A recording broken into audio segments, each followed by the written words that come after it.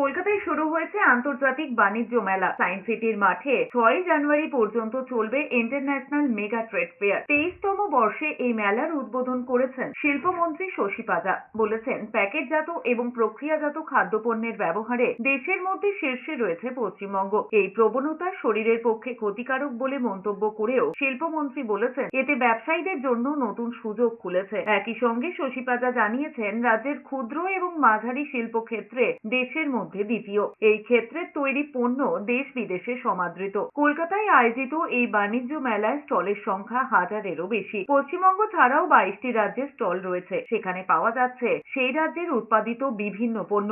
শুধু দেশের নয়, নেপাল, ভুটান, আফগানিস্তান, মিশরের মতো 17টি দেশেরও স্টল রয়েছে এই মেলায়। খাবার থেকে শুরু করে পোশাক, আসবাবপত্র থেকে ইলেকট্রনিক্স যন্ত্রপাতি, সাজগোজের প্রোডাক্ট থেকে স্বাস্থ্য সুরক্ষার রকমারি জিনিসপত্র বিক্রি হচ্ছে স্টলগুলোয়। যে প্রোডাক্টসগুলো আছে তারাও এখানে পার্টিসিপেট করেন। দ্বিতীয়ত যেটা বললাম যে শেখা, নিজেও শিখবেন এবং কম্পিটিশনটা তো থাকতে হবে। সব জায়গায় তো প্রতিযোগিতা তো থাকবেই, সে ব্যবসা ক্ষেত্রেও থাক। যে এত আন্তর্জাতিক দেশ অংশগ্রহণ করছেন, তার সাথে সাথে অনেকগুলো রাজ্য, প্রায় 22টি রাজ্য বাংলার বাইরে, তারাও অংশগ্রহণ করছেন। সুতরাং একটা প্রতিযোগিতা থাকলে নিজের প্রোডাক্টসেরও উৎকর্ষতাটা বাড়ে।